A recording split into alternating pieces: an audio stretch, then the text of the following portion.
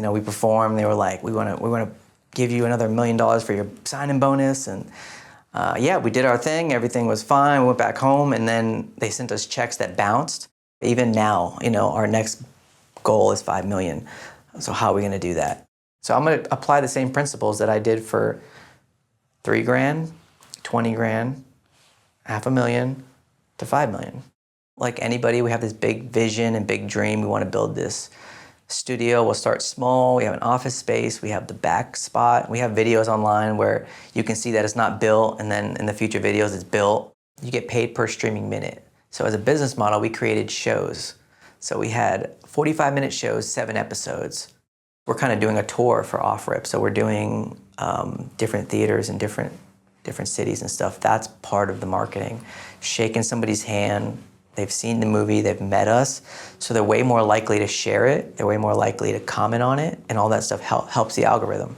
I don't think you can just kind of like, just kind of like lollygag around. You have to just go, like, you gotta be like a savage, kind of. Like, you gotta have that, like, grit to be a filmmaker, I think. Jake, did you go to film school? I did not go to film school, no. No, I did not go to film school. So yeah, I bought my first camera when I was 22. Oh, actually, if I go back, my dad had like a small little camera. So me and my brother would go steal the camera and make little films in the backyard. I actually still have some of that footage, which is really cool. And then we started doing music, both of us. We had like a little band back in the day, like we did music. And then when I was 22, I bought a Canon XL1, if you know what that is. So it has like tapes on it, and I just started filming. In your band, who did you sort of,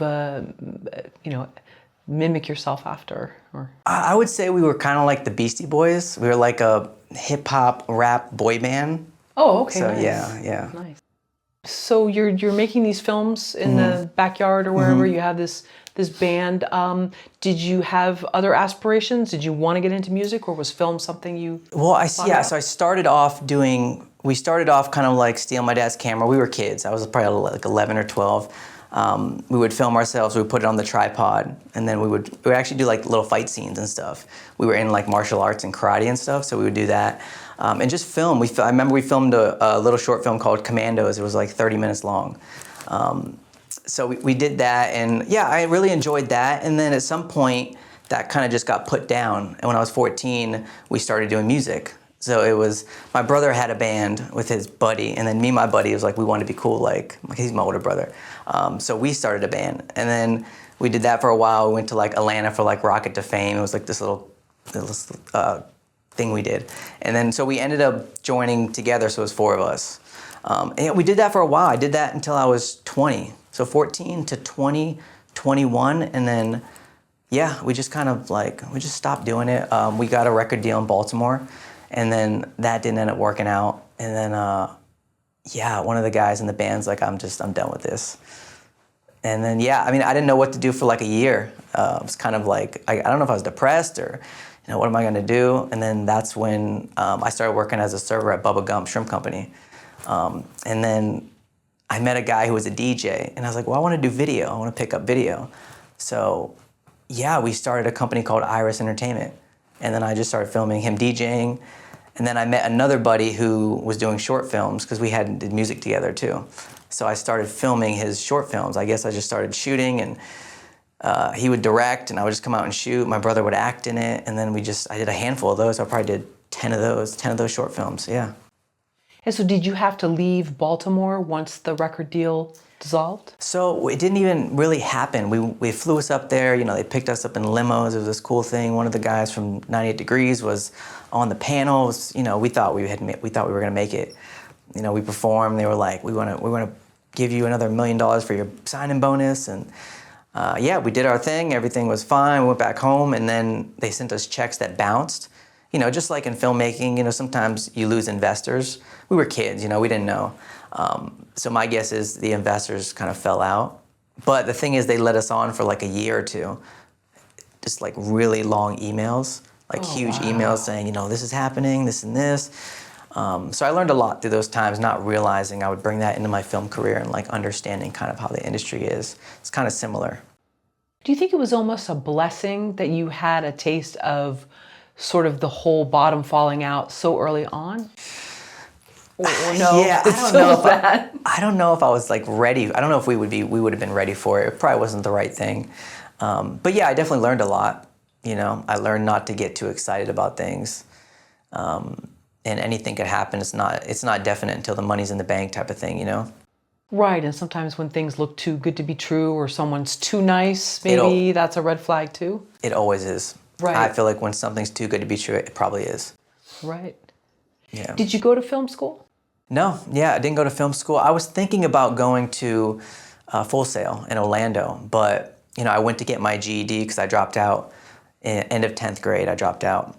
You know, I kind of didn't want to drop out. I enjoyed like the social aspect of it, but it just wasn't for me. And then I went back, tried to get my GED, took the classes, did my GED, failed it. I took it again, didn't pass it. I took it again for a third time, I didn't pass it. I said, this is probably not for me. Yeah, I think under pressure too. Was it like a time test and there's all these other people in the room? Yeah, it just didn't work for me. It's never been my strong suit. Sure. Yeah. Well, it didn't stop you. We're going to hear more about it. So keep going, that's yeah. what we want to Yeah. talk about. Can you talk about the business side of the music industry? What you learned? Yeah, so yeah, we would go out, we'd perform. It's tough. It's kind of like the movie industry. It's, you know, you get these people, you know, we're on stage performing, we're doing a great job. Like, people loved us. We had like a live stage performance. And, you know, people would come and be like, oh, I want just him for the group, which would be me, or I want these two but not this one, that type of thing. So they want to kind of split you up at times. And we didn't like that. We're like, we're not doing that. Like, we came in together, we're going to finish together. This is what we're doing. And yeah. Wow, that would probably cause internal battles, even though it's not intentional. But that's interesting. I mean, it's similar to this A Star Is Born, you know, Yeah. in that aspect. At what point did you switch to? I know you were working in the service industry, and you were filming a guy that was VJing, I believe. DJing, sorry. Yeah. DJing, sorry. And you realized then that this was for you, that, oh, I like this. This is sort of like music, but not really? Yeah, it was creative, I think, you know. So I started filming. I did the short films, which we really liked. I liked doing the short films. I didn't know what I was doing. I would just show up and shoot. He would direct, and yeah, I would film everything I possibly could. I'd film live events, I'd film weddings, commercial stuff for businesses. And yeah, I mean, I shot my first short film, official short film, with me and my brother directing, was 2012, called Love Struck. So we did that. And then after we completed our short film, Brian won Best Actor. My brother Brian Jalbert won Best Actor.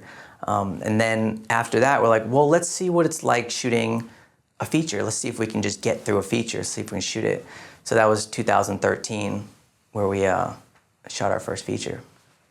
At what point did you realize that you wanted more of a creative path and not, let's say, a 9-to-5 corporate job? I don't think it was something like that I realized. I just didn't like, obviously, like, I still don't like, I don't like having an office. I go to like coffee shops, I work, I bounce around. That's just me. I don't enjoy just sitting down at a desk, me personally. But yeah, I don't know if there was a point where I realized it. I think I just always was like that. So you like freedom? Yeah, I love freedom. I still Nothing love, wrong with that. I still love freedom. Sure. I get the sense too that you're not afraid to just show up for something, even if you don't totally know, you're willing to go through the process. Yeah, I think that's with anything in life, especially if you're in the film business or in any type of entertainment business, you gotta just be willing to like take a blind risk. It's like a blind date. You just gotta kind of show up and kind of see what happens. I mean, I'm doing that right now. I've done that my whole career. You know, setting meetings, especially if you're trying to find funding for a movie, if you're trying to get something off the ground, you just gotta show up, yeah. Is there a downside to loving freedom? Is there a downside to loving freedom? I mean, if you feel like there's a downside, you probably don't want freedom. I don't see a downside, or I just enjoy being able to do what I want to do. How important is mindset to you? Oh, having a good mindset? Yeah, you need a good mindset. I'm constantly developing mine. I'm still developing mine. I probably, right now, because filmmaking is such a tough process. I mean, you're battling so many things. So even now, I'm like, man, it's just so tough. I mean, is that a limited belief? Maybe I shouldn't say that. Maybe I should be like, no, this is good. This is fine. We're gonna make this happen. So I think you need a good mindset, and you got to continually develop a good mindset, and that's kind of been my goal. I mean, since I was 25, and for the last 12 years, just been developing that. I study a lot of people. It's weird. I don't study a lot of filmmaking. I do, but I don't study a ton of it. Like I watch, I study social skills and entrepreneurship and business and things like that, and mindset, people, manifestation, and I think that's so important because you're going to get so many rejections, and if you don't, maybe you just nail it and you get it going. But I feel like you're going to get so many rejections that you need a good mindset to kind of stick it out. Who are some of the entrepreneurs that you like? Yeah, people like Grant Cardone, if you know him, Yeah. Ty Lopez, Owen Cook. There's a ton. So Gary Vaynerchuk. Right. So yeah, I just follow their stuff. I love marketing. I love sales. I try to just develop myself. I feel like a lot of filmmakers would just study filmmaking. I think that could be good if you're doing that, but I feel like knowing like a lot of things is good, especially if you're trying to like raise funds. If you're producing your own film, you kind of need to get money, you need to raise money to make the film. So you kind of need those elements, I think. And did you get to meet Grant Cardone? I didn't meet him. I went to his first 10X Growth conference. Okay. Then maybe that's what I saw that I thought maybe you met him. Okay. Yeah. Great. Sure, I'll meet him at some point. I'm sure you will. Yeah. Maybe soon. What's your mindset when it comes to the entertainment industry? I think it changes. Like, it might have been different 6 months ago than it is now. It's constantly changing. Yeah. I think you just, for me, so right now I'm looking at filmmaking as like an expensive hobby. That's how I look at it now, because I've been doing this since 2013. I've made, money throughout the years, but for film, not enough to pay my bills consistently. So yeah, right now it's, and back to mindset, maybe that's like a limited belief. Maybe I shouldn't say that. So I'm kind of developing that. Is that the right thing to say, that it's an expensive hobby? Or should I say, no, this is going to develop into something that will make me a lot of money and I'll be successful and be able to, create the wealth I want, creating films and things like that. So yeah, it's always, just take it day by day. I forget which filmmaker it was that was interviewed who said they made their most money not in a film, but from selling their condo on the east side or something like that in New York City. So, it is very hard to make money, but you've made it work with videography, corporate videos, and sometimes that's what, there's nothing wrong with. That's great. But if it's in your blood, you can't stop it. And I know you said it's hard. Maybe if it's easy, then it's not as enticing. Yeah, I think that's it too. Me and Jaden were talking about that. If it was easy, you kind of need to take something challenging. You need to take something hard and just kind of go for it. It shouldn't be easy. You shouldn't want it to be easy. It should challenge you. I like things that challenge me. Even for our film Off Rip, I'm like, look, we got to get it out there. We got to blow it up ourselves, whether we sell it, whether we put it out on the market ourselves. Like, we got to just finish what we started and finish it strong. And you shot that with Jade and Cal in 2003? 2003. No, that was 2000. Sorry, 23. Sorry. 2020. Did we shoot in 2023? Yeah, I think we shot Off Rip 2023. He brought me the script, or I read the script, I believe, in end of 2021, maybe 2021. I read the script, and I'm like, yeah, this is cool. And he's like, well, surfing, and I'm like, well, if you keep it skimboarding, I think that would be the best thing to do. So we started developing it and spent 2 years or 3 years trying to raise the money for it. And did you put any of your own money into it? So yeah, that's the thing too. Like for us, I didn't put cash, but I put time. And I think that is worth something. So when we were raising money, the biggest thing for me is like, okay, so the film's already funded.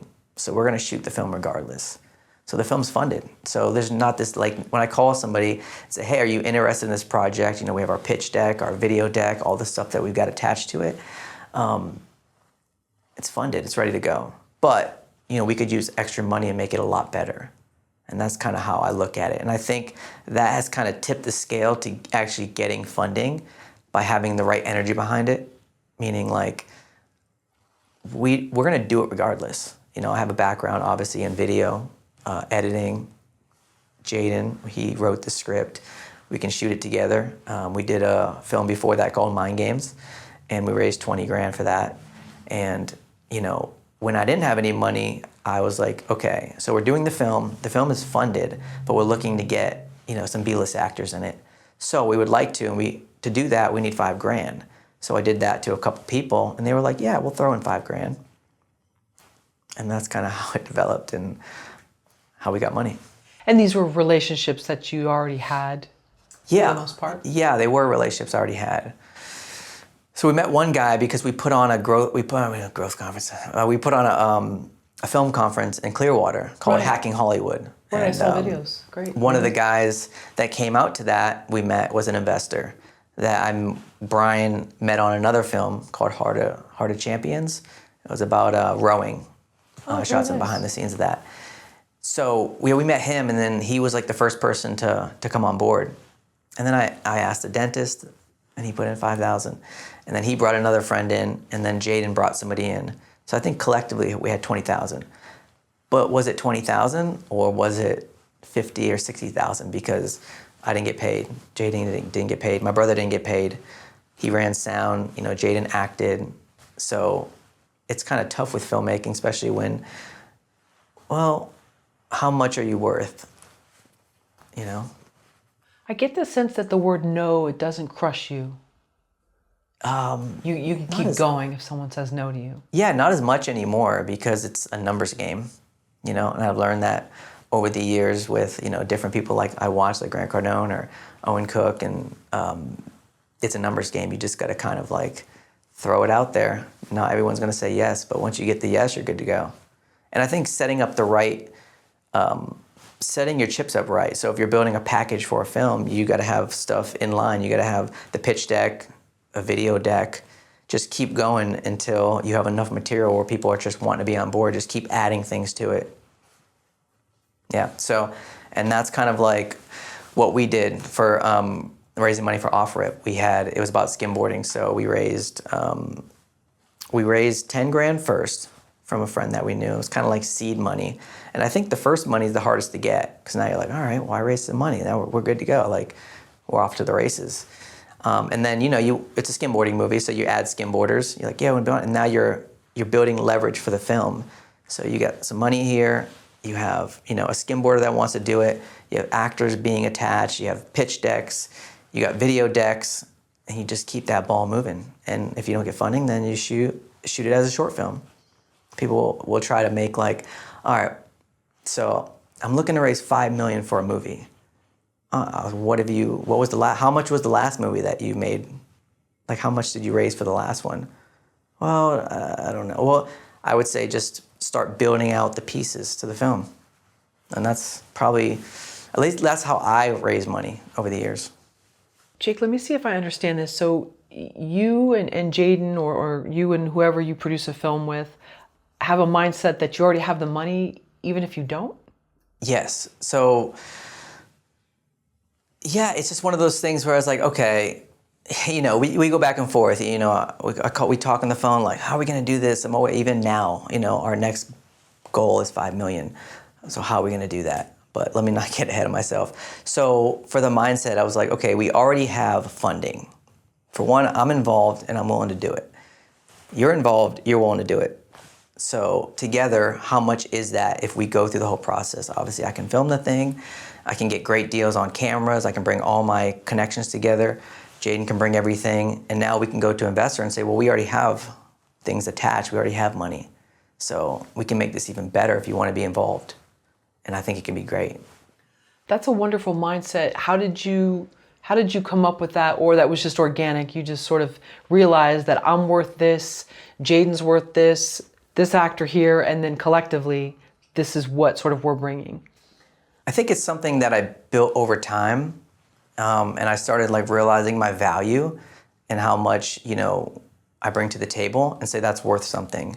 Like you can't just write that off. You know, if I come to the table, how much does it cost to get a DP at my caliber at that moment? Say it's, you know, $1,000 a day. Oh, how many days we shoot? In 20 days? We'll do the math on that. Are we going to edit ourselves? Okay. Well, how much to hire an editor? Well, I'm willing to do it. That's money in the bank already that we don't have to spend. Because for me, I'm willing to just do it for free. I love filmmaking, so I'm willing to just do it.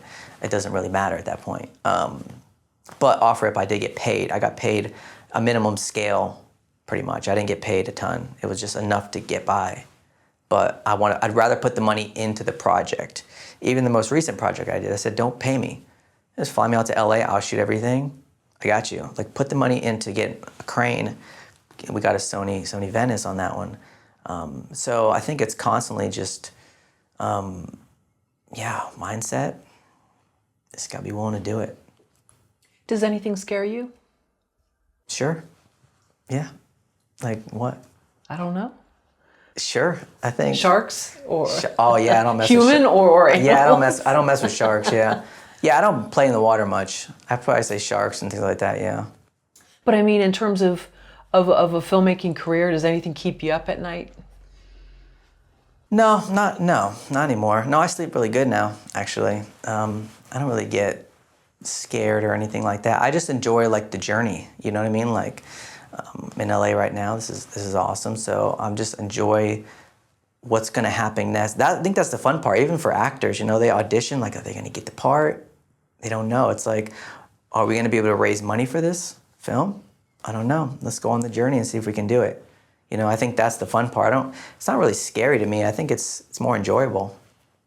Do you keep your life light, if that makes sense, so that you can be ready at a moment's notice and be free? Yeah, I personally do. Yeah, I'm like a minimalist at this point. I rent a room. I keep it simple. If I need to move, I can just move. If I get a gig, if a film comes up, I can just do it. I was in the wedding business for a while, and you got to kind of book out.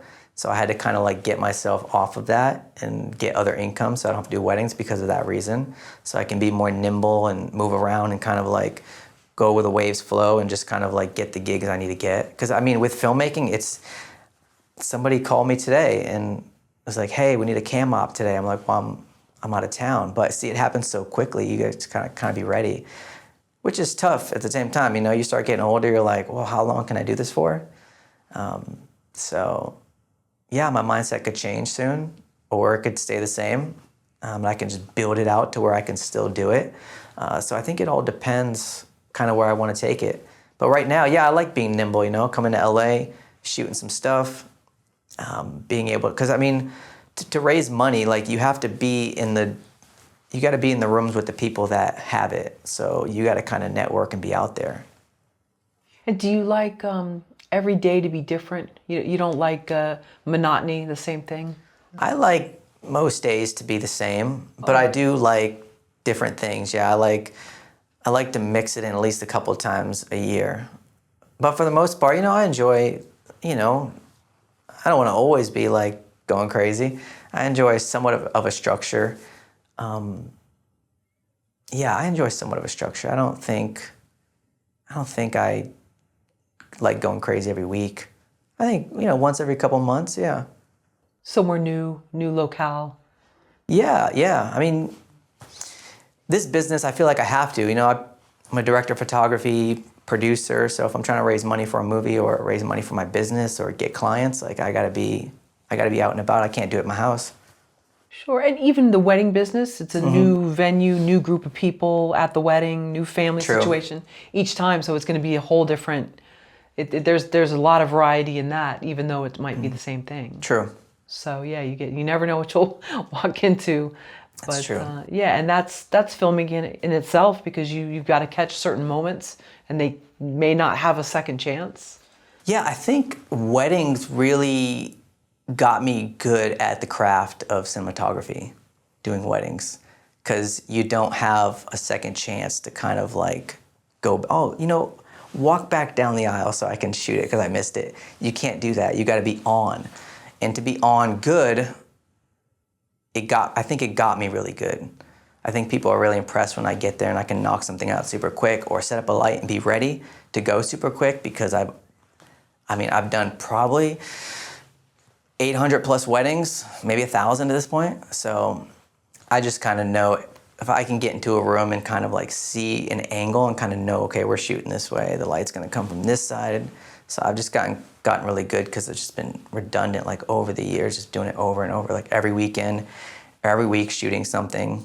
And it's not just shooting weddings. If you're a filmmaker, you're shooting weddings, I feel like you still have to go and shoot a short film. You still got to kind of do that narrative project, because it is different. Live stuff and narratives are different. So you do want to sharpen your skills if you're a cinematographer. Jake, I've heard you say nobody cares about your idea. Say you'd get these emails and, hey, I've got this great idea and I'm going to need, 6 figures to make it. And you kind of just said, nobody cares about your idea. Yeah, that's great. Go make it. Go make your idea. Everybody's got ideas. I have a ton of ideas. I have people come to me with ideas. People like want to come to me to get their project made. Like, I'm not gonna make your project. Like, you have to go make it.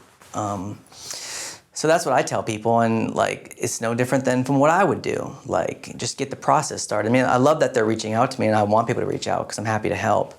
Obviously, I've grown a lot since then. But yeah, I mean, you can't just have an idea. You have to go do something about it. And I think that's the biggest message, is just do something about it. Take $1,000, invest 500, like create a 5-minute short film, and then boom, you got something going. It's not an idea anymore. Put it on YouTube. And what do you do with the other 500? 500 ideas? Or no, you said take $1,000, invest 500? Oh yeah, well, what do you do with the other? If you don't have, someone don't have $1,000, maybe just you have 500, maybe you have 1,000. Just. Oh, I see, okay. Yeah, so meaning, if you have $1,000, like, invest that in yourself. It's easy just to email me a big thing and have this big plan, like I'm gonna raise $1 million. It's like, look, I don't want to put you down. You might get it, but just go create something for 1,000, and if you can make that great, then somebody will give you more. I mean, that's how I started. My first film, we had 3,000 for House Guest Massacre. I don't think it's out. I don't think you can find it. If you want to see it, just message me. I'll send it to you. It's a private link on YouTube. But yeah, I didn't know what I was doing. We had a child star in it, Alex Vincent from the Chucky movies, and pretty much paid all the money to him. It was $3,000. We shot it on weekends. I think we shot it over the course of 12 or 15 days, and we did it. We had an idea. We want to see what was the process to make a feature film, because we've done short films. All right, so let's go make a feature. How do we do it? So the first guy that was in our short film, he invested $3,000 into this. And obviously, again, all my skills, all my brother's skills, he acted, he ran sound, we bought all the equipment. We just started doing it. Like, we didn't message anyone and say, yo, I have this idea. Like, we just went and did it. And I think that's the biggest message, just go do it. You've also said, I think, don't become emotionally invested in and attached to just one script. Yeah. I like that. Yeah, I wouldn't say, I'm an artist in the way of, cinematography and stuff, but still, I don't get attached to one frame or anything like that. I don't get stuck on a light. I move a light, I keep going. I feel like it's good to have different ideas, because you never know. If you have somebody that comes to you and says, yo, I want to do an action movie, but you're just stuck on this one idea, then they're not looking for that. Maybe they're not looking for a horror film. Maybe they're looking for an action film. So now you can kind of make that happen. So I think having a couple things in your tool belt to kind of pull out is ideal, because one idea kind of limits you. And I've heard you say several times today, or maybe even online, about investing in yourself. What does that look like? So yeah, I think going to conferences, I think paying for courses.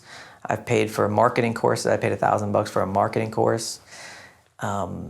Just learning, being willing to fly out and meet somebody. There's so many connections, especially if you live in LA. You can just meet with people all the time. People are so down to meet, I've noticed. So I didn't build my career in LA, I built my career in Florida.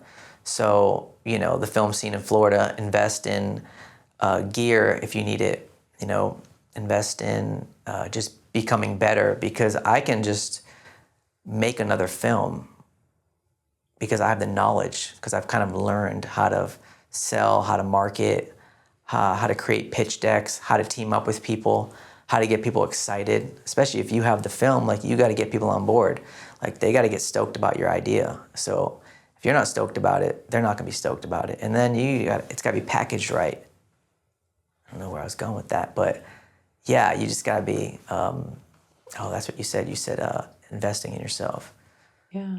Yeah, you got to. And meaning like knowledge, I think, too. Knowledge is the biggest thing. Oh, sorry. So not necessarily like investing in like a new suit or something, but like actual like courses or some kind of like a weekend seminar. Yeah, because nobody can take that away from you. They can take the gear from you. They can take, you know, anything else away from you, but they can't take what you know. They can't take what I know. If I go have a meeting with somebody, they can't take my knowledge of shaking somebody's hand, looking them in the eyes and being like, hey, and letting them know, like, this is what I have. I have this project. And it's not even so much pitching anymore. I met with a guy in Atlanta, and he was asking me, like, what film, if you could do a film, what would you do? I said, well, I have this skimboarding movie I want to do, I think would be cool. That's probably the film I would do. And he goes, yeah, oh yeah, you know, I like skimboarding. Well, you send me that. And yeah, I left it alone and kind of asked him what he was doing, and then he said it again, yeah, make sure you send me that skimboarding idea. So the kind of pitched itself, you know, I didn't have to like be like, yo, check out my script, you know, it's very like, it's almost too much. When you build it, they will come type of thing, I guess, could work, you know, you just got to kind of like always keep the ball moving. Right. Well, you said something interesting in one of your videos on the Jalbert Brothers channel, and it was about like you don't always want to take money from just anyone. Yeah. You know, because you're getting into business with someone. Do you really want to be tied to them for a long time? Yeah, I think at first you're willing to just whatever, you're willing to take whatever because you want to get your project made. But at this point, obviously as you grow, yeah, if you get in business with the wrong person, it could be tough, you know, especially if it's for them, if it's all about, well, I just got to make my money back. Well, film is a very risky business. So there's no guarantee that they're going to make their money back. I mean, you're going to do everything in your power to try to get them to make their money back. That's the goal, make a great film. I think as the filmmaker, all we have control over is to make the best film we possibly can. I don't think you can guarantee them to get their money back. And I hear people say that, and it's like, I don't know if I would let them invest in my projects. Not that I wouldn't make their money back, but maybe go invest in real estate. You got to be passionate about film if you want to invest in film. And you be passionate about the process, and those are the investors or the people that I want to team up with. So yeah, I don't think at this point I would take money from anybody. You know, my film's growing, my film career is growing, so each project's different. You know, what does it look like for someone to invest $5 million? So that's kind of where I'm at now, $1 million to $5 million. Like, what does that look like? You know, I've seen the other steps. You know, what 20 grand looks like, what $500,000 looks like. What does $5 million look like? Well, that might be different. Maybe they do want their money back at $5 million. So that could be a different conversation. So I think at each level it's different. You know, if you're raising 5, 10 grand, a family, you know, they're willing to help you out. It's different as opposed to the bigger levels. But the goal as a filmmaker, you got to create the best film possible. And we can talk about marketing if you want to. Having a marketing plan is key. I think independent filmmakers will create a project and they won't have no money for marketing. Well, you can put your film on Tubi, on Amazon. It's pretty easy to get those on there, but who's gonna watch it? 1,000 friends on Facebook, I guess. But I would put half the money into marketing. I know we've talked about keeping things sort of loose and free, and I think you said in one of your videos too that I loved, to make a movie from scratch, you have to be willing to go out and do it without knowing what will happen. Yeah. And I love that because so much of everybody wants to know that the outcome is guaranteed for things. And with filmmaking, that's pretty much the opposite. Yeah, there's no guarantee. Yeah, just going. I mean, that's you're running into the woods. You know, it's like the primal days, and you got your sword. You're running into the woods. You don't know who you're gonna see a bear. You're gonna see a lion. You don't know. You're just going in blind. you have a job to do, you know you gotta go get food, and that's what it kind of feels like. Okay, we're making a film, like I don't know who I'm gonna cast. I mean, you can end up getting a big actor. I mean, I've, you know, worked, I didn't, you know, our first film, House Guest, I didn't know we were gonna get Alex Vincent. You know, he was a child star at the time. Well, he was a kid, but he was older when we got him, but still. We didn't know that was gonna happen. We posted an ad on Craigslist looking for a writer for a script, and he was a writer. Oh, and then wow. he wrote the script. And originally he wasn't gonna act in it, but we got him to write it, and then we kind of pulled his leg to get him to be in it. And that's kind of like what we were saying, like you don't know what's gonna happen, where your journey's gonna lead you to. You could go do all this work, and then now it's time to distribute it, and then you meet somebody, and maybe it doesn't pay off, maybe it pays off 5 years from now. So I think it's a long game with filmmaking. Sure. And again, you have to, I'm going to jump ahead just for a second, but I know in the book that you co-wrote with your brother, I think chapter 4, it was entitled Be Obsessed. Be Obsessed. Well, yeah, that Be Obsessed I was like, you know, kind of inspired, I guess, by Grant Cardone, studying his stuff. You have to be, especially in this business, you got to be crazy about it. You got to be willing to do whatever it takes. Anything, business, you know, if you're starting a business, if you have a job, you got to be obsessed with it. You got to go after it. Yeah, you know, I haven't read that book in a long time, so it's been a while. Might not even remember what I wrote about, but I think there was 7 steps that we had in that book. But yeah, one of them was being obsessed and just, yeah, you gotta be crazy about it. Like, look, we're gonna raise this money, we're gonna make this film, we're gonna make it happen, we're gonna do whatever it takes, and that's kind of what it is. Like, you know, you can't just kind of like lollygag around. And I'll see filmmakers just like, well, I'm doing this, and I'm like, dude, you got no chance. You might as well just not do it. If you're gonna do it, like, be obsessed and like go make it happen, because you have other people that are doing that. So I don't think you can just kind of like like just kind of like lollygag around. You have to just go, like, you got to be like a savage, kind of like, you got to have that like grit to be a filmmaker, I think. If you are writing a story, you may be interested in our new book, the sponsor of today's video. After months of working on a story, have you ever said to yourself, I don't know what my main character wants. Why are my side characters more interesting than my main character? 17 Steps is a workbook-style tool with specific questions to help you dive deep into your main character and story. We've linked up to 17 steps below. Now, back to the video. Why do you encourage filmmakers to make their first feature film for $1,000? Because wouldn't most people say that's sort of ridiculous?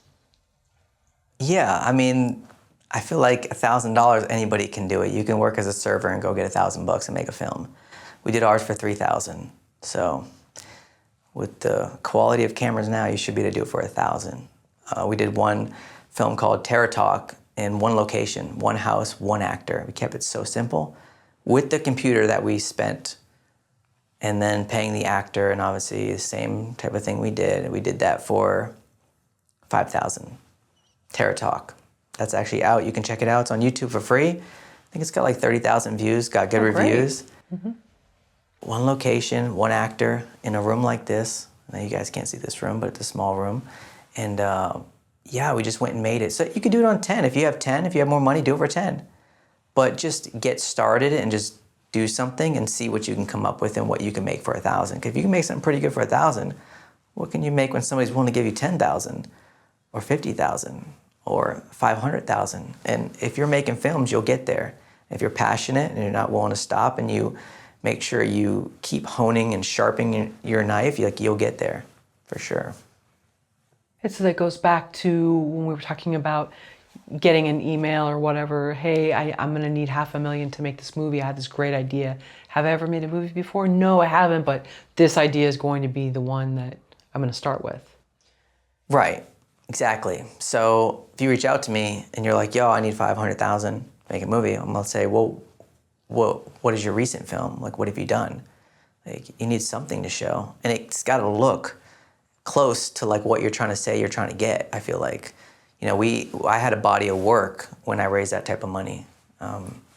So I wasn't just looking for, you know, and that's a whole nother conversation. Yeah, that's another conversation, I think.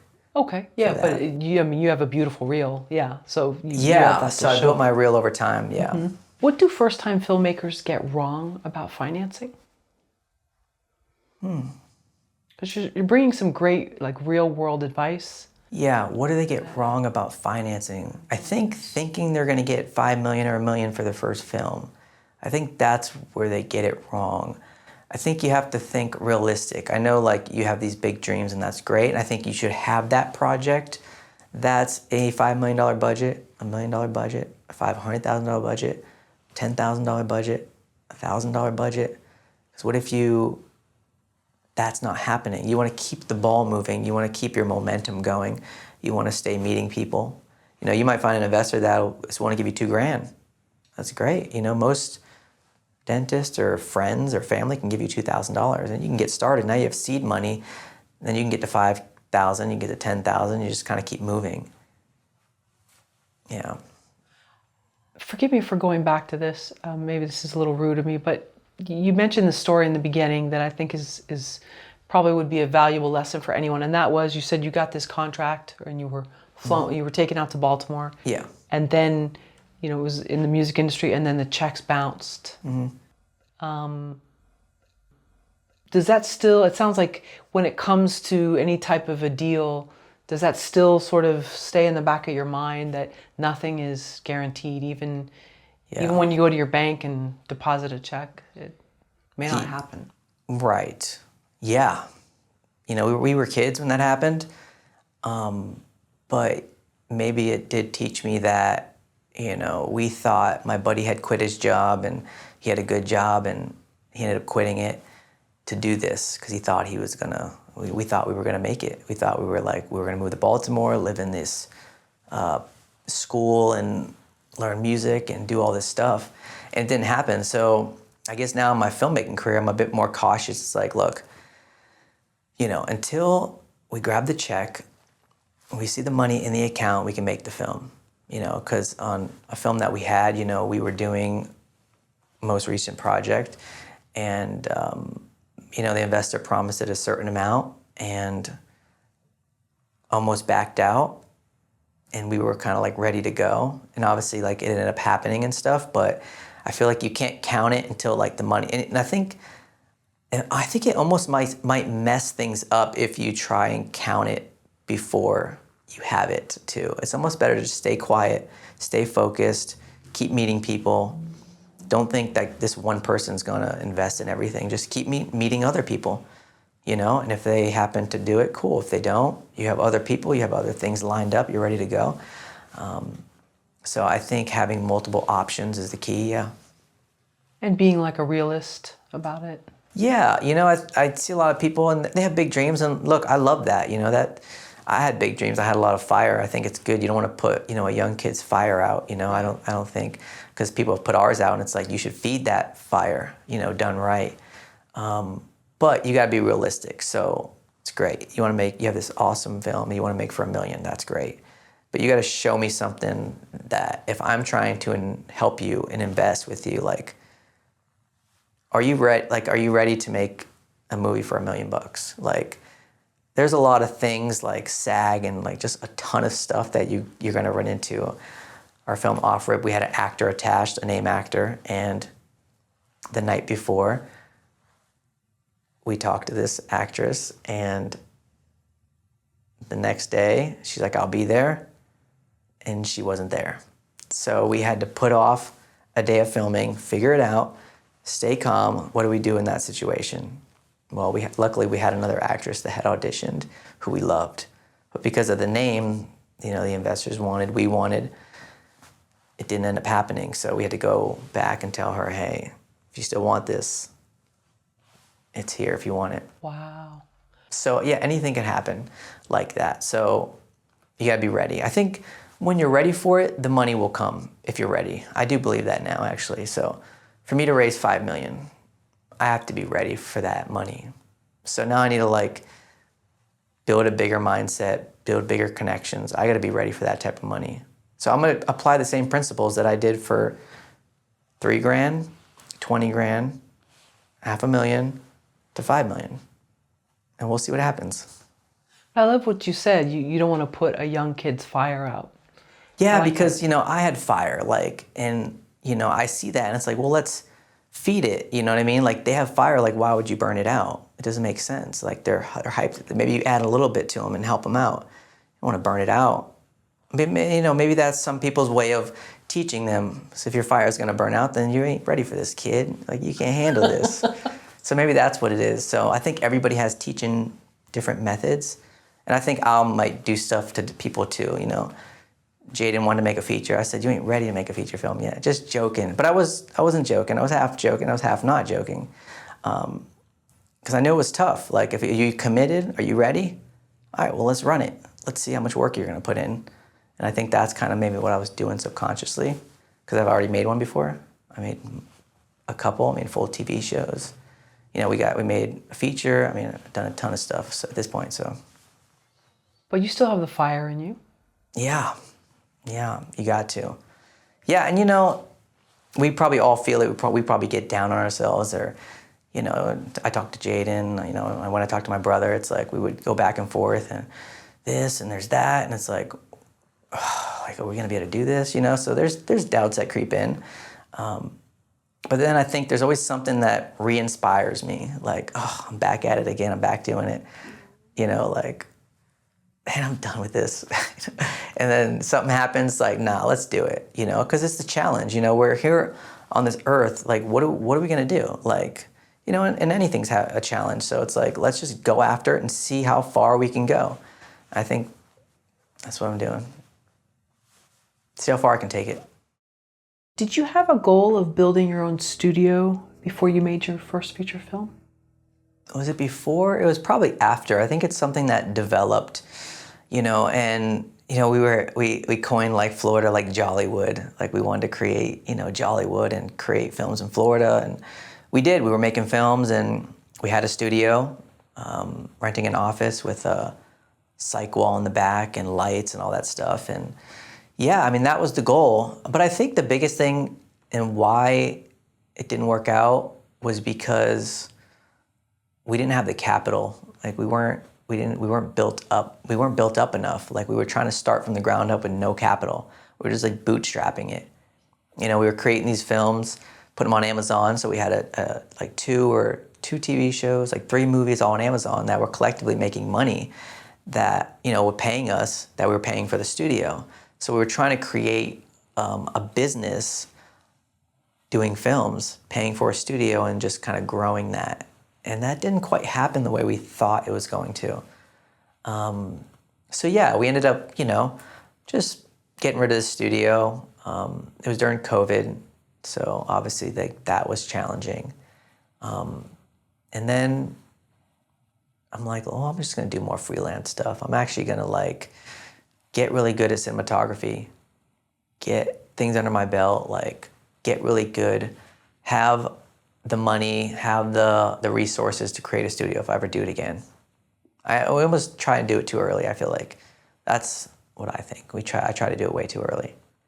How long did you have it for, you and your brother? I think we had our studio for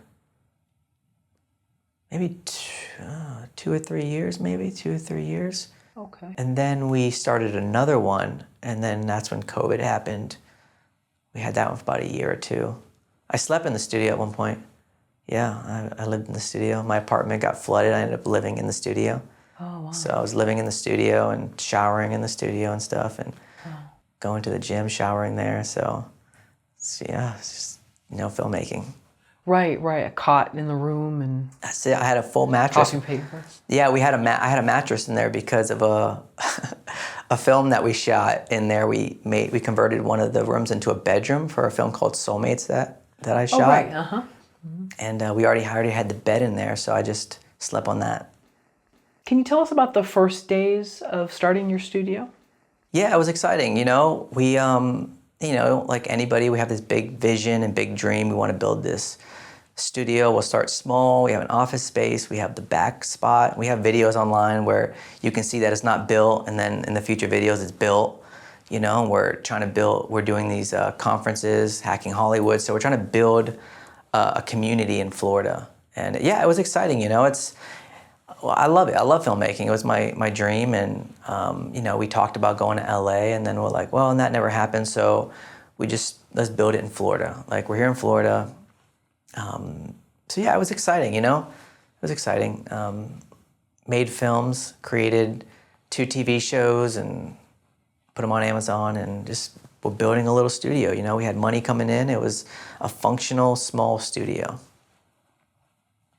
And so you were doing corporate videos or shooting films for other people?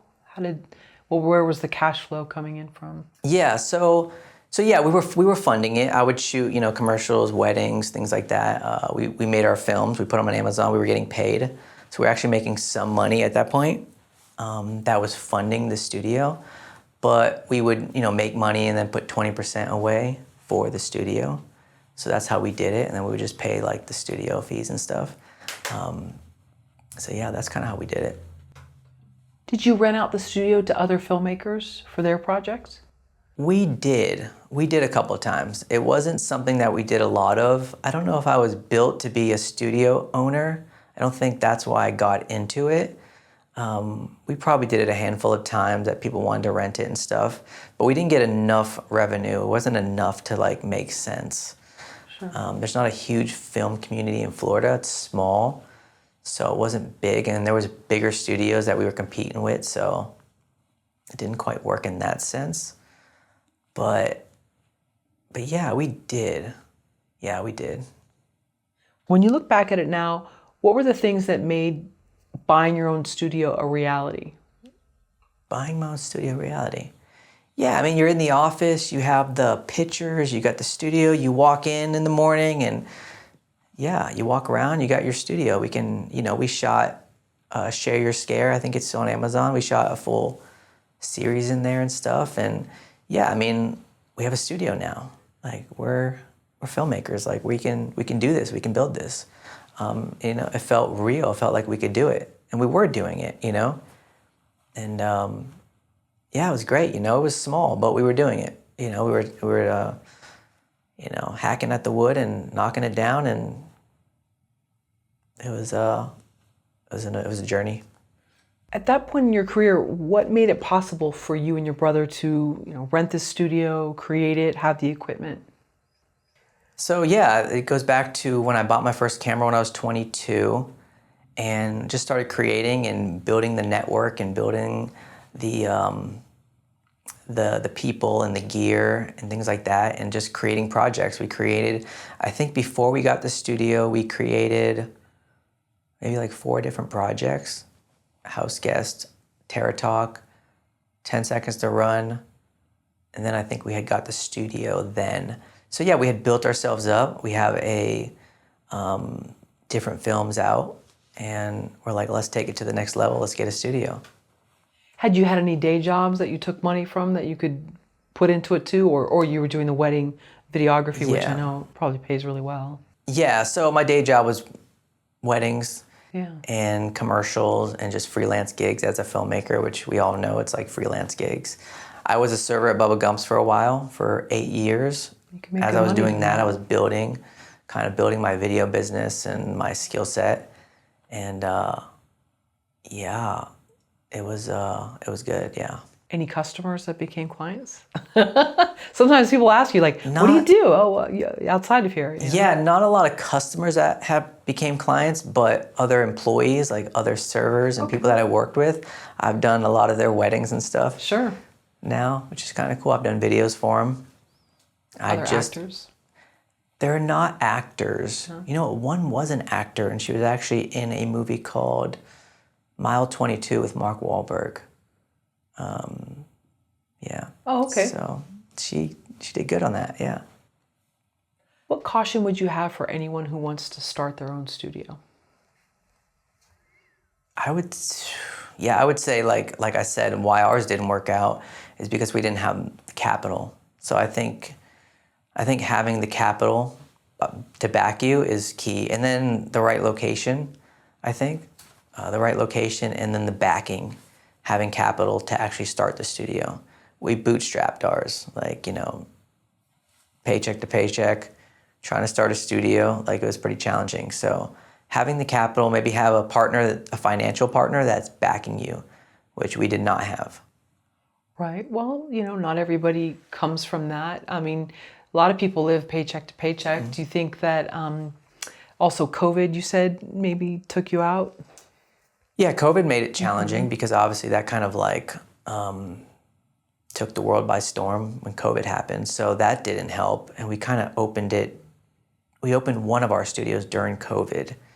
So that was challenging. And we thought we were going to rent out the offices to other filmmakers.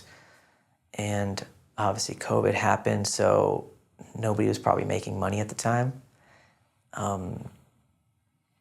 So yeah, it just didn't work out well. We had 7 offices that weren't rented out. So, right. Yeah. You mentioned not having enough capital for starting the business, your production company with your brother. Can you go into details what that means, not enough capital? Yeah, like meaning you don't have like any money put away. You don't have like an investor. So say we want to start a studio, but we don't have $100,000. Like we're paycheck to paycheck. So one of our studios that we had, we went in and the place like had old carpet. It needed to be repainted. And then we negotiated with the guy like, yo, give us 6 months free, pay for the material. We'll fix everything up, but we'll be to use the studio. So our thing is like, all right, let's get it done in like 3 months. And then we have 3 months rent free. So we can start building it. And that's what we did. We were in there ripping out all the carpets ourselves. We put all the wood floors down. So when I first met Jada, me and my brother were putting all the wood floors down, painted everything. Like we were excited. We were gonna rent out all the rooms and stuff. We had 7 different rooms. So filmmakers could rent the room out, say $300 a month, $400 a month, and they get access to the back wall, the psych wall, they get access to the lights, the facility, things like that. So I think not having enough capital in the bank, in reserves, and trying to do a studio like that with not a huge market. We weren't in LA, we were in Florida. So, and then COVID. So yeah, maybe if we had more reserves, we could have did more. We could have did more advertising and things like that. And then kind of like got through COVID if we had money. So I think that's the biggest thing. Come in with somebody who also wants to start a studio who has money. That's what I would say. Sure. But then you're adding a third person with their own mindset, their own issues, their own desires for it. So it was just you and your brother, and sometimes keeping something small is better. Yeah, and even that brings its own challenges when you're working with family and different friends and different partners, so it's all going to have its challenges. It's no different than an investor putting into your movie. If somebody puts up $1 million for your movie, they're going to have some say. There's going to be things that they want, because we've had that. So anybody that puts up money for a project is going to want to say something about the project. So I feel like you got to be willing to bend a little bit for certain things, especially if somebody's kind of flipping the bill for it. When you and your brother started making movies, what was your business model? I guess we didn't have a business model. We didn't think about it as a business. We just made movies. When we were kids, we would just run around having fun. We would steal my dad's camera. We would go shoot little movies after school, and it was just enjoyable. We just enjoyed doing it. We took karate classes, so we would do little fight scenes, put the camera on a tripod. It was just us, so we didn't have any actors. I'd film him, he would film me. And then obviously as we got older, it was kind of the same thing. A guy presented us with some projects. My brother would act in it, I would shoot everything. So I just kind of got stuck behind the camera. Not stuck, I love it, I've gotten really good at it. So yeah, we would do that, and then we would just create projects. And then the first feature that we did, House Guest, was just to see if we could do it. It wasn't to make a good film. Yeah, I guess that's kind of, people probably not like that, I said that, but we just wanted to see if we could create a feature. Can we get through a feature? Because we did a short film, but it's different when you're trying to do an hour-and-a-half movie, so it's a lot different.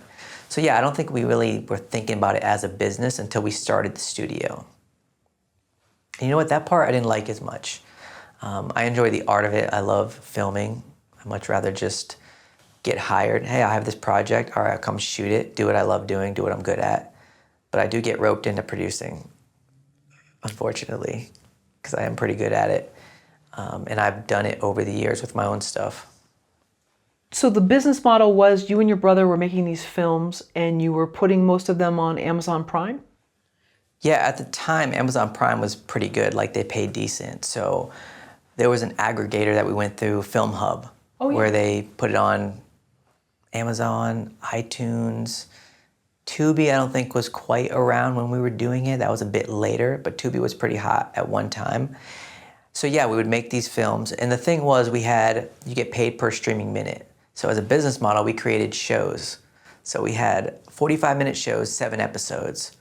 We had a show called Haunted Tours that was probably did the best for us. So we did that, and yeah, we built out Facebook ads. This is when I kind of started learning marketing. So we got about 500,000 views on Facebook, driving people to the show. And it's paid per streaming minute, so each show is 45 minutes. So it was a reality-based haunted TV show with 7 episodes.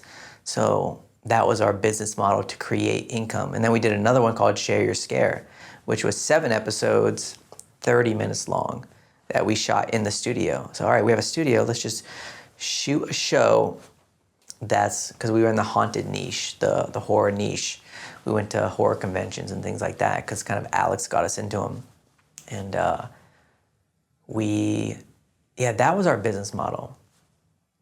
Creating shows that were long form on Amazon because we got paid per streaming minute, and then they would send us a check from Amazon because obviously Amazon run ads, and that's how we would get paid. How much is this a business model you still use today? I don't at the moment. I don't. Because I'm doing things, I feel like I'm doing things differently now. I'm not doing it the same as I did before. I feel like you can't get to the next level, with the same thing you did. I don't know how I worded that last time, but like... Right. To get to a whole new level, you got to do something different. You can't, get to the next level doing the same thing. So for me, I'm not doing that. For our film Off Rip, we're working on pitching it, selling it.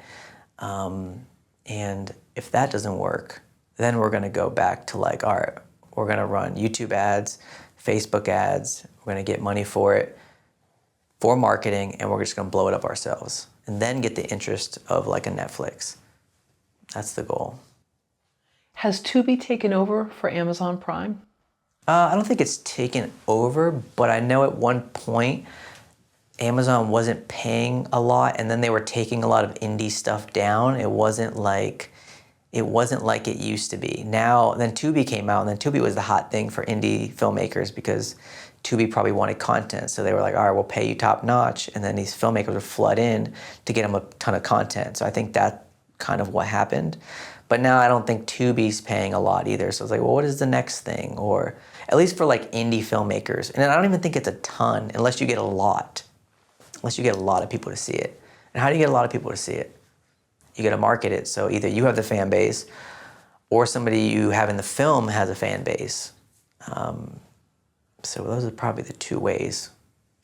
Or you kind of kickstart it. You get it going, you get the algorithm going, and you get a bunch of people to watch it, and then it kind of kickstarts it. Have you ever tried product placement or sponsorships or merchandise? Incorporating T-shirts for our film. Mugs, No, we haven't yet, but I guess we're kind of getting into that. We talked about that for Off Rip. So we have some influencers on the film, skimboarders, some of the actors. We thought about creating a website, kind of building out our own thing. You got to be scrappy. What do? We have this film. We can't just give up on it. Can't just move to the next film. We got to get it out there. And the investor invested a lot of money. So our job is to do everything in our power to get that money back. And the film's done. We made the film. Is what it is. So now we have to market it.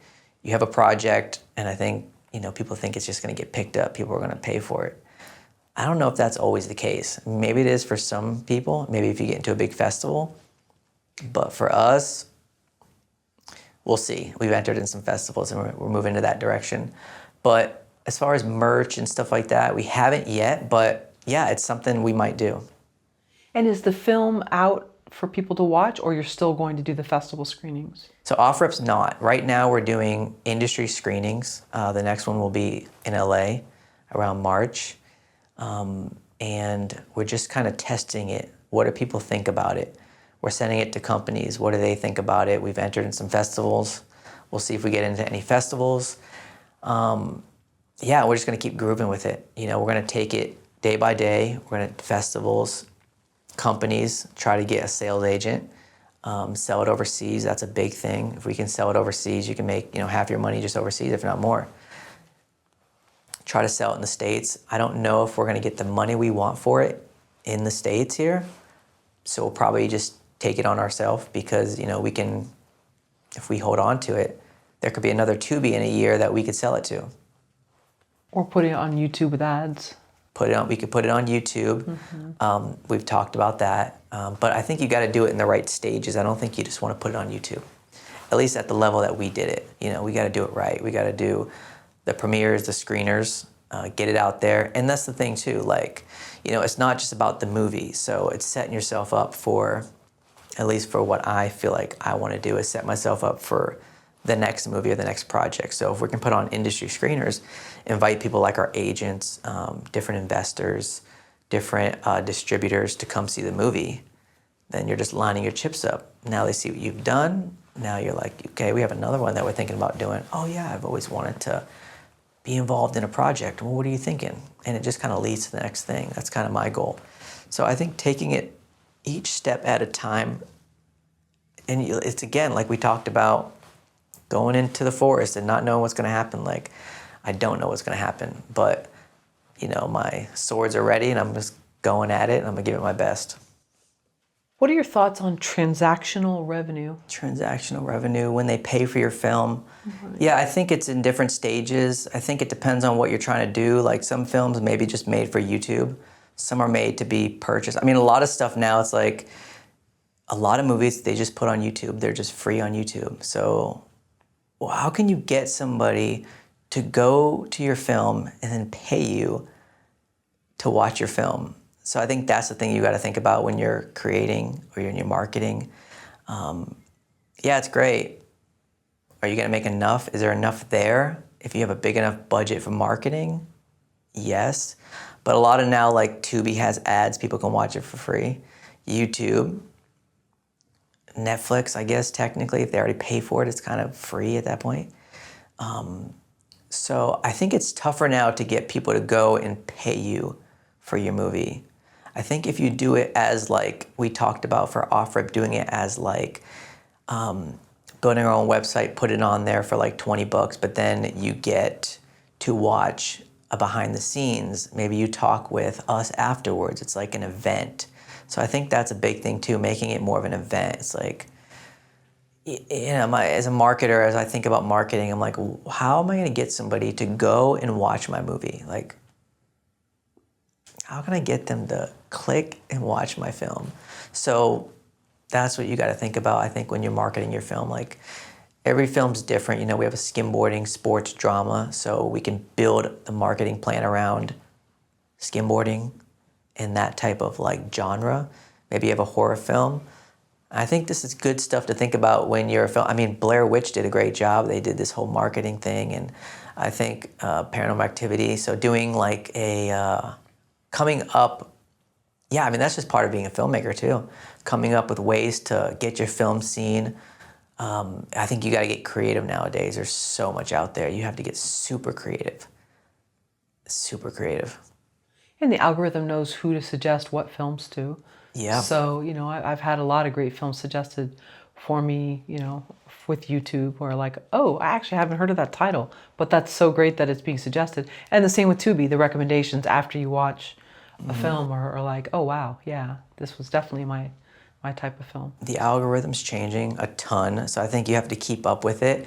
And look, I'm still on the journey. You know, I'm not like, I haven't done a ton of stuff. I'm still trying to figure it out. This is my first film as like out of college, I feel like this is like, I'm in the kind of the big leagues now. It's like, okay, what do I do with this? I got this film.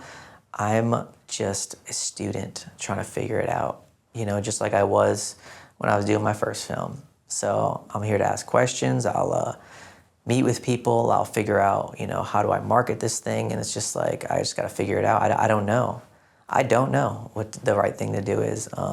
I can tell you what I've done in the past, what I think the right thing to do is, and I've, you know, talked with my partners and okay, we can go this way, we can go that way. This is what happens if we go this way.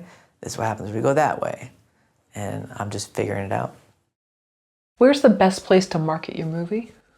The best place to market your movie, I think you have a lot of options. I think obviously TikTok is hot right now, depending on what the movie is. YouTube, Facebook, I mean, these are all free for the most part, so you can just post to your friends, just post a lot. Yeah, I mean, what's out there? You can do billboards. It's probably really expensive compared to like a YouTube ad or like a Facebook or Instagram ad. So I think thinking about it in that sense, where are people's eyeballs? You know, they're on social media a ton. And I think it depends on what type of film you have. So for our film, it's a skimboarding movie. We have influencers who have big followings on Instagram. So obviously we want to post on there. My goal is to like build out a nice trailer, maybe a couple of different trailers. One with us talking in front of it, and then a regular trailer, and then posted like YouTube ads. And with YouTube ads, you can specifically target people that like skimboarding. So when someone clicks a skimboarding channel, our trailer will pop up right before it. And they already like skimboarding, so they're like, well, what is this? So it depends on what movie you have. Maybe you just have a drama that's based around something else, or you have a horror film. It's gonna be different. But yeah, I would say maybe social media. TikTok, YouTube, Instagram. And how did you teach yourself marketing? I watched people on YouTube, and then bought a course. I spent, Ty Lopez had a course for $1,000, SMMA, so I did that, social media marketing. I learned a ton in there, and just trial and error, I just did it. YouTube ads and trial and error. Yeah, that's it, YouTube. Yeah, YouTube and a couple courses and some conventions and stuff too. And the Ty Lopez, is it like downloadable so you can rewatch it if you wanted to? Yeah, so very I still nice. have it. I can go back to it if I wanted to, yeah. Oh, very nice. So I invested in myself. I spent $1,000. It's a lot of money, but you know, you got to invest, and now I understand marketing a bit, so now I can kind of market my films. Do you believe every filmmaker should learn Facebook ads, like Facebook marketing? I hear it's hard to sort of totally grasp it. Yeah, it's cool. I think it's good to understand it. I think why not understand how to do it? I mean, it's the new thing. It's like AI now and ChatGPT. Like, why not? You don't want to become where you're like, I don't know, I'm too old for that. I feel like you want to stay learning and you want to just develop and become better. So I don't think you want to get stuck just being like, oh, I don't know how to do it. Or, you know, I've seen filmmakers just be filmmakers. It's hard. I mean, you can be a filmmaker, but I think it's good to understand a lot of different aspects of like marketing and sales and everything, because what are you gonna do? You have a film, then what? You sell it? Well, you could run into where you can't sell it. And with Facebook marketing, are there ever times when they change their algorithm or they change certain things and now you have to relearn different components to it? I think when you understand the base of what marketing is, I think that it will change. But if you understand the core of it, it's like understanding the core of how to make a movie. You'll be on different sets, but for the most part, it's the same. So yes, things will change. There'll be another Facebook, just like there was MySpace. There's no MySpace anymore. There's TikTok, and there'll be a new thing. So I think, but once you understand marketing in general, meaning how to get people's attention for your film, and like everything is so different. Like you could do, like for us, we're kind of doing a tour for Off-Rip. So we're doing different theaters in different cities and stuff. That's part of the marketing. Shaking somebody's hand, they've seen the movie, they've met us, so they're way more likely to share it, they're way more likely to comment on it, and all that stuff helps the algorithm. So I think you just gotta be creative, because if you just have a great film and nobody sees it, then is it a great film? Right. And are you doing Facebook ads for the screenings as well? You know what? We're not doing any Facebook ads for the screening. I don't think we need to.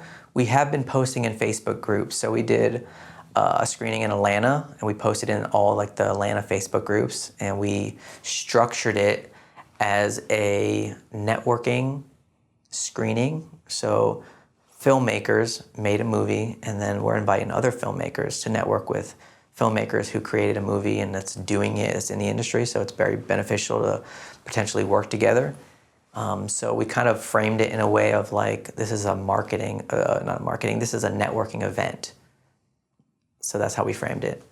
And I know you said sometimes film festivals is a great way, even if maybe the festival itself, without naming any names, isn't that beneficial for your movie, but it's a great way to meet other people and network.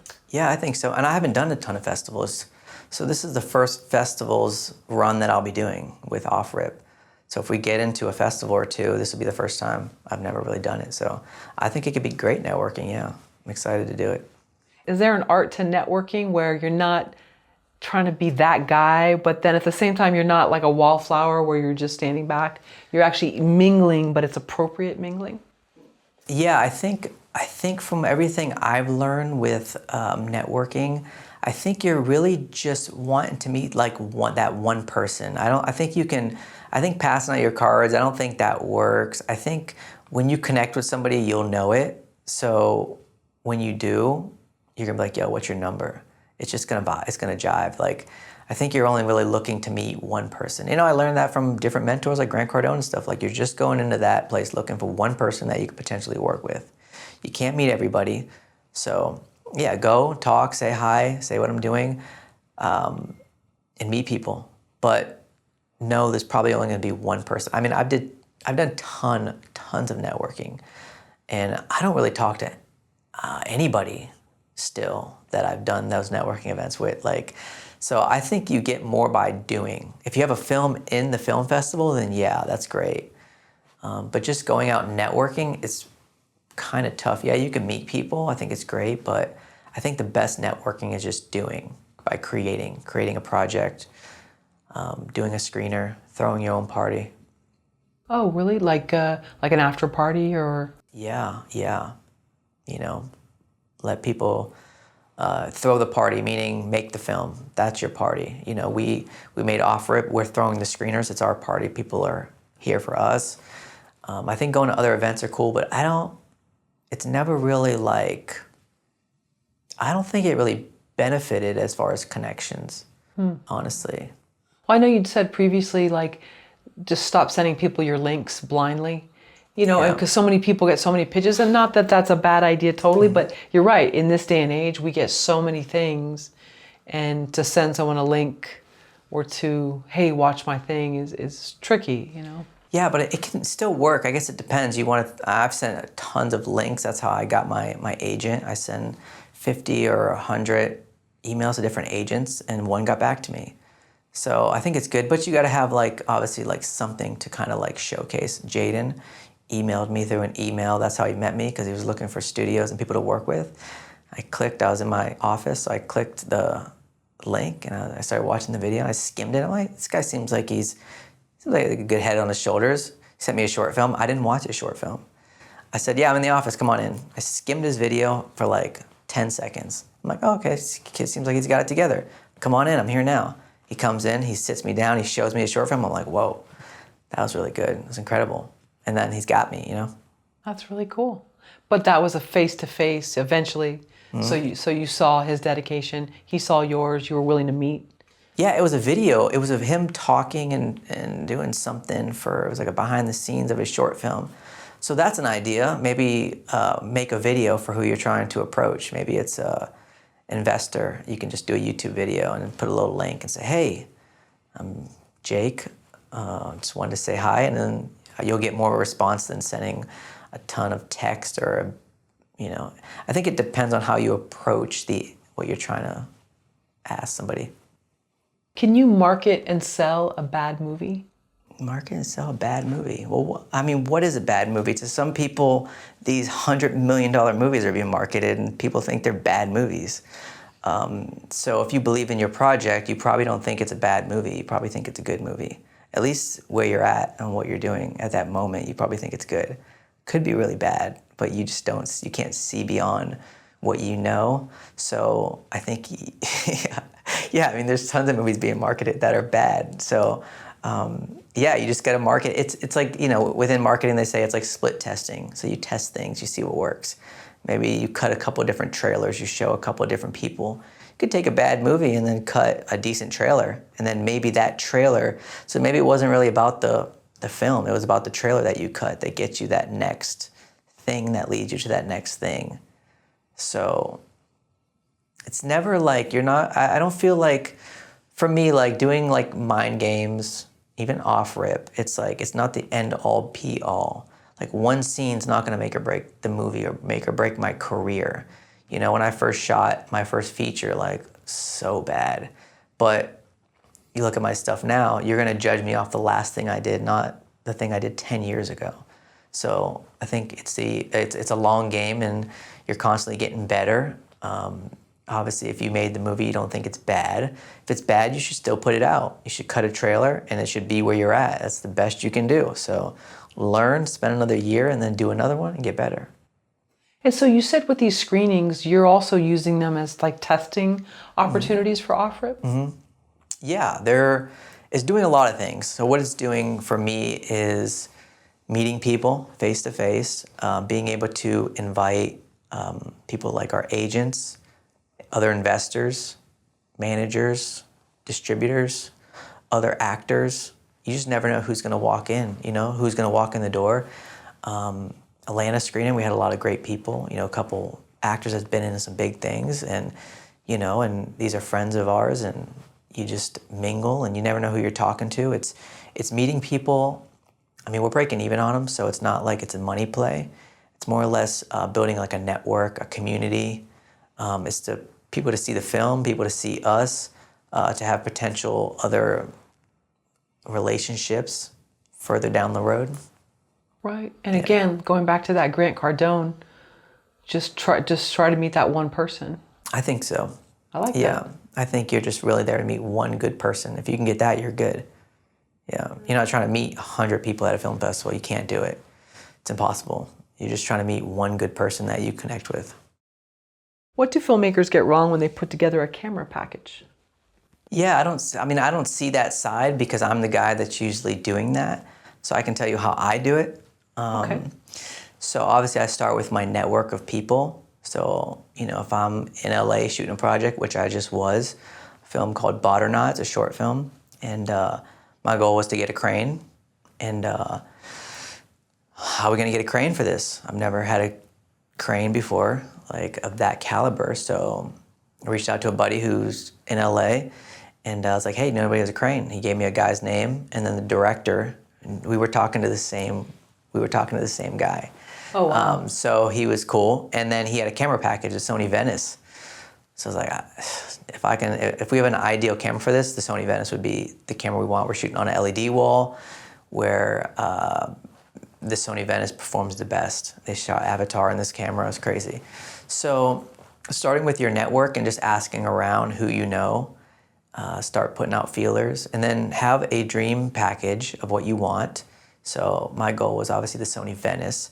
Originally I was looking into the Sony FX3. I was like, I don't know. I was looking at videos on it. I'm like, it's not quite there for what I want. So I was grateful when we got the Sony Venice. It was like crazy.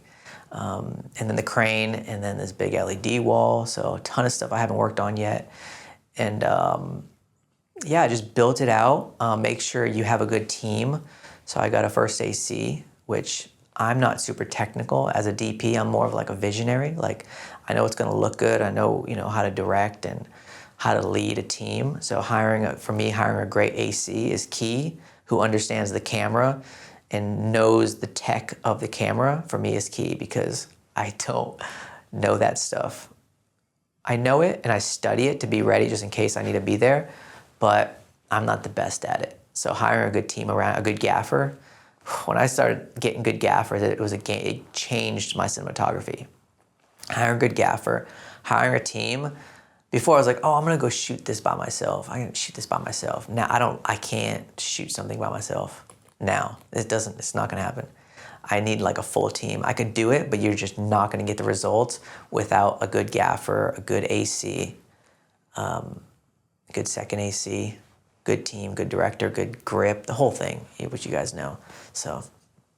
And how is that when you get to a certain point where you know that you've put in the work, you're talented, but you also know, I know maybe I'm not perfect at this, and I'm just going based on what you're saying with having an AC that you know you need that.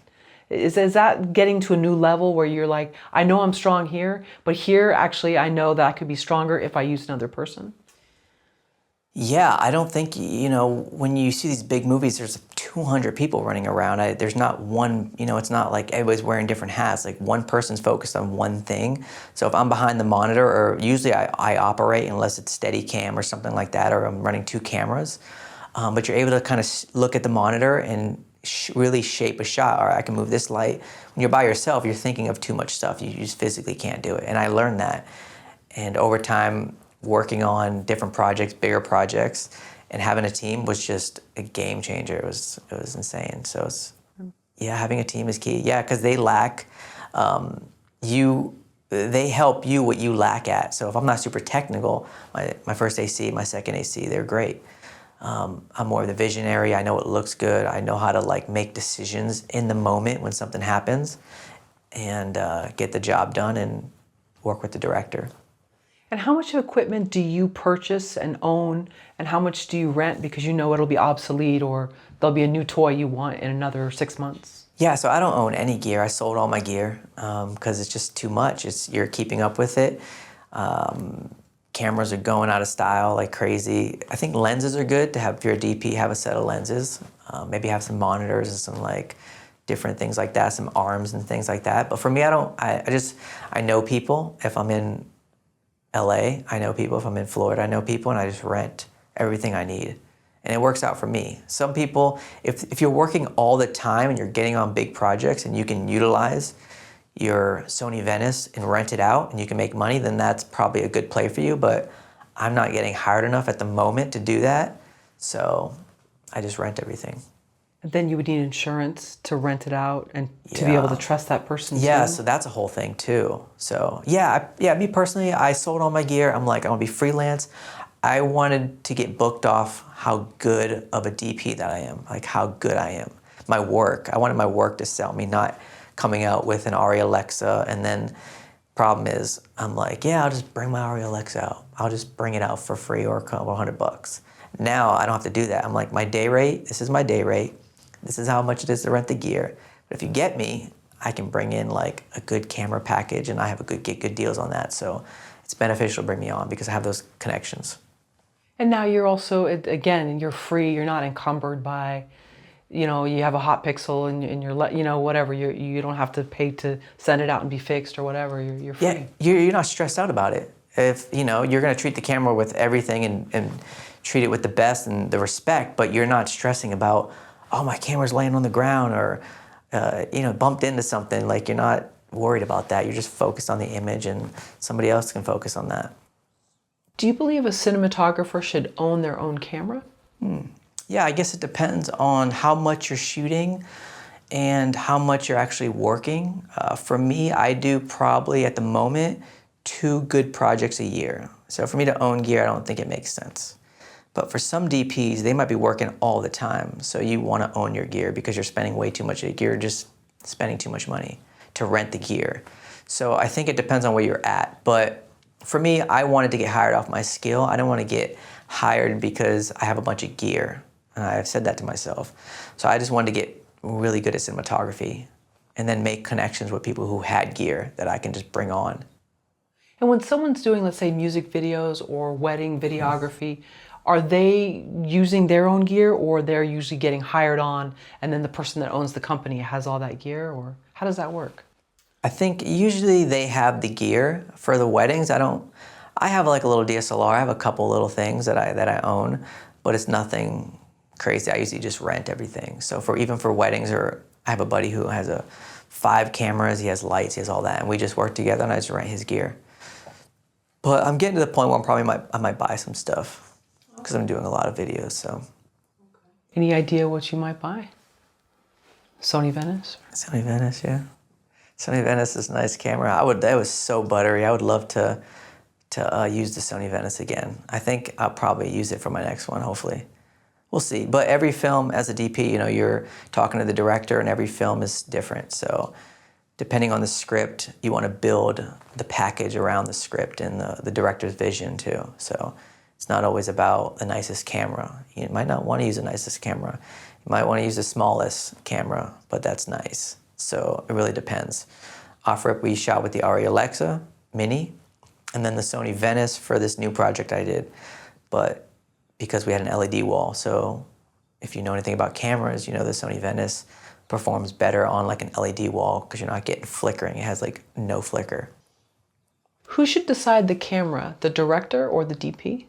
Ideally, the DP will decide what camera you use. So usually when I talk to a director, I get their vision. All right, what is your vision for this project? And I'll say, send me a trailer that you kind of visualize, like you see.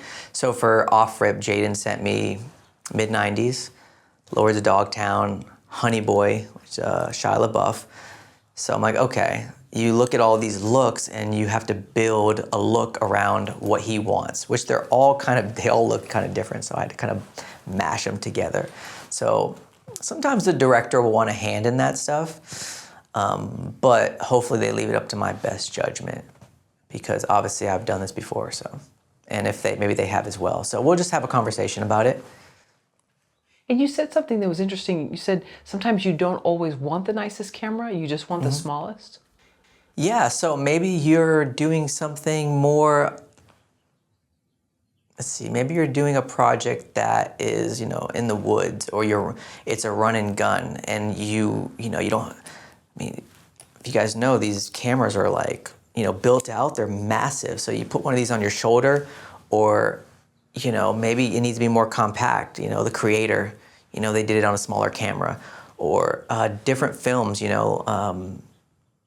Shane Hurlbo, this DP that I've learned from, he has a course and stuff. He did a Act of Valor, and when he did that, he shot on the 5Ds, and they were just more compact. But he's going into the woods, he's doing all this stuff, and he needs more cameras as opposed to like one camera. So what if you need 5 cameras?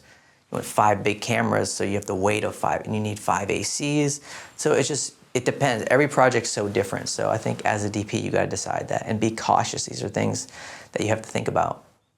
Sure, and if you're anywhere, let's suppose like Burning Man, where there's sand and things like that, preparing for that, or yeah, maybe you're running into Burning Man and you need to grab a big scene and you don't have the money, so you're at this, this concert. You want to be inconspicuous. So maybe you just bring out a smaller camera with a really good lens and you make it chill.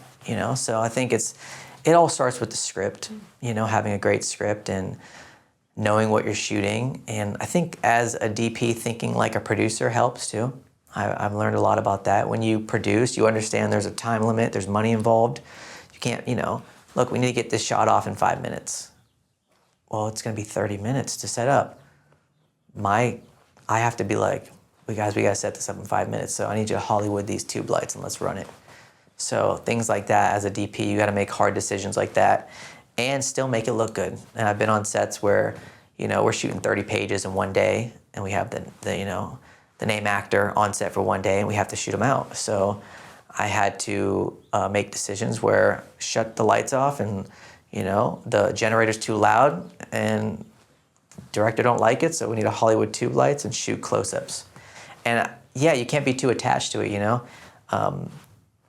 I think for me, it's like knowing how much time you have, and like you gotta pick your moments, You gotta pick your moments. If you don't have a ton of time, if you're shooting 12 days, you gotta pick your moments. Sometimes you just need to shoot the scene out.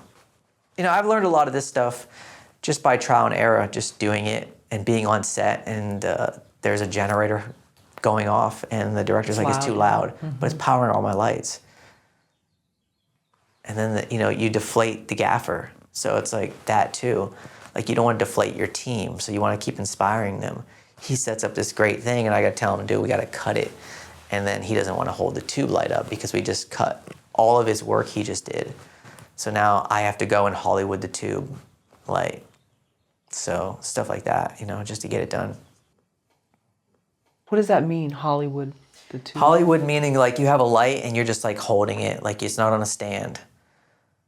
Like, we're shooting this, like I need more light over there. Like you're gonna take this light, you're gonna go over there and you're just gonna hold it, and we're gonna shoot. Like, we have no time for this. We don't have time to set up a stand. We don't have time to do all that. We just gotta get the shot and get out of here and move on. because I got the director, I got the producer, you get the AD down your back. So. Thank you for watching the video all the way to the end. Here is a complimentary question from our book Story Questions.